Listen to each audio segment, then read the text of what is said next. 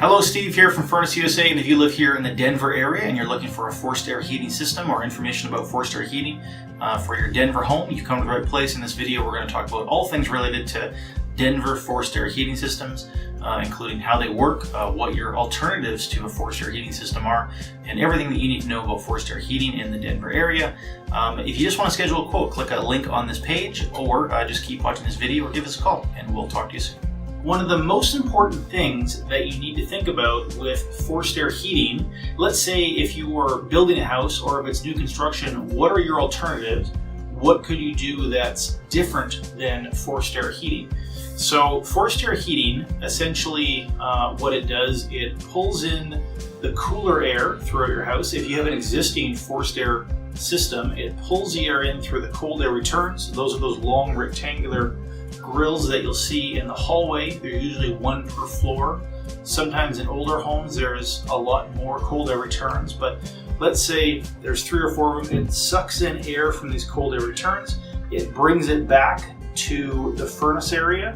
It brings it down along the side of the furnace area. It sucks it into the furnace, the cooler air. Let's say it's coming back at, the temperature of the house, maybe 70 degrees Fahrenheit.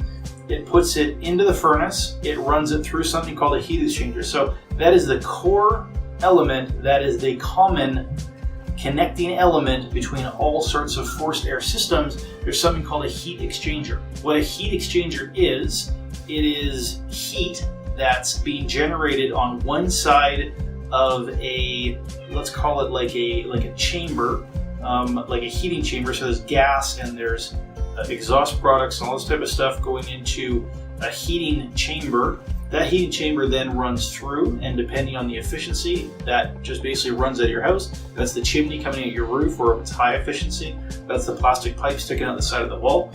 So that is on the inside of the heat exchanger, and that gets super hot. That gets very, very, very hot. As that's heating up, there's on the outside of the heat exchanger, there's a pathway for air to get through. So the air that's coming back from your house is going back into your furnace. It's going in the big blower system underneath your furnace, and then it's blowing up through. It's pushing past that heat exchanger. It's scraping all that heat off, and then that heat is going up into your house.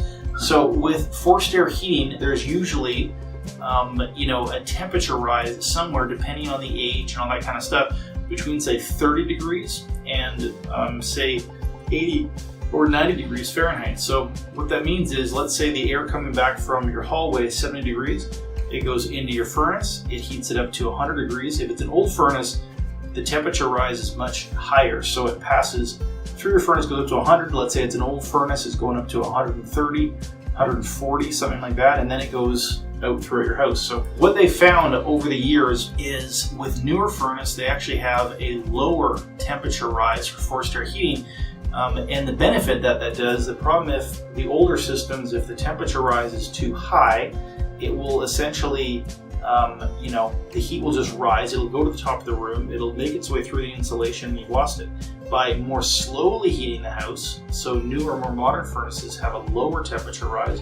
It slowly or more slowly brings everything up to temperature. There's less of a chance for the heat to dissipate and disappear. It spreads more evenly throughout the house. So that's where in older furnaces, older forced air heating systems, there is a higher temperature rise. On newer forced air heating systems, there's a lower temperature rise. So what are the alternatives that you have to forced air heating? So one of the most common alternatives to forced air heating is something called boilers. So briefly, what boilers are, a similar concept to forced air heating. It's taking the cooler parts of the house, but it's absorbing that cooler temperature in the form of water. So a lot of times it goes through like a baseboard, goes out to a different part of the house, it goes out or underneath the floor, it absorbs the cooler temperatures, it brings that temperature back to the boiler, just like a forced air system.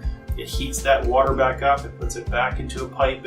So that's a boiler system. So pluses of boiler systems as compared to forced air heating is that it will heat your house more evenly. It will do it very quietly, but you can never have the benefits of what forced air heating can give you. So the benefits of forced air heating is that you can connect you can connect a air conditioning system to it, or you can connect a heat pump system to it, or you can do other sorts of things with forced air heating that you can't do with other types of systems. So another option is something called ductless mini splits, ductless heating, as opposed to forced air heating. Ductless heating is just an individual little heater that sits up on the wall behind, or it's put on the wall inside different bedrooms and different rooms throughout the house, and it provides heat to that individual room. It is forced air in a sense because there is a heat exchanger. It's usually not gas. They're usually heat pumps. They're usually electric, and they're just for much smaller areas. So forced air heating, generally, as an overall rule, it generally refers to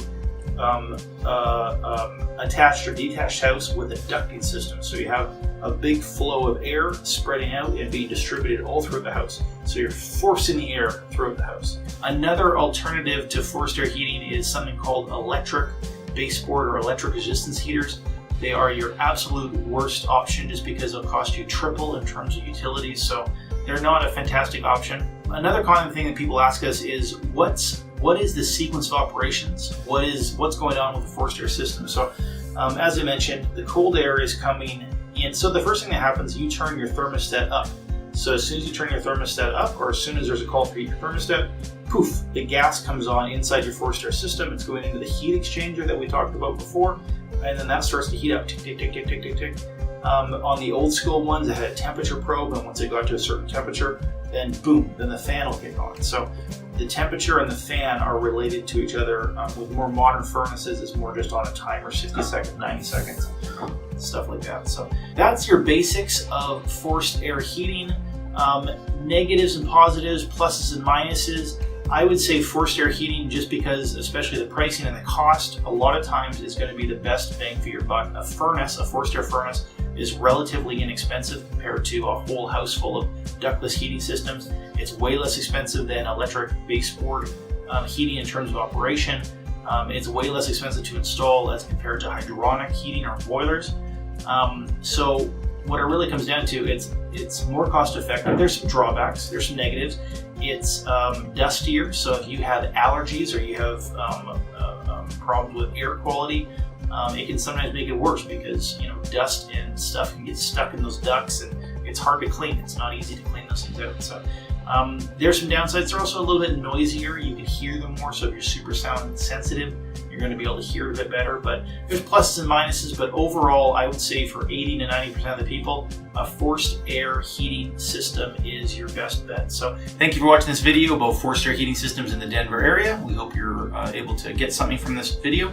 To schedule a quote with us, just click a link on this page or keep watching this video to the end and just give us a call.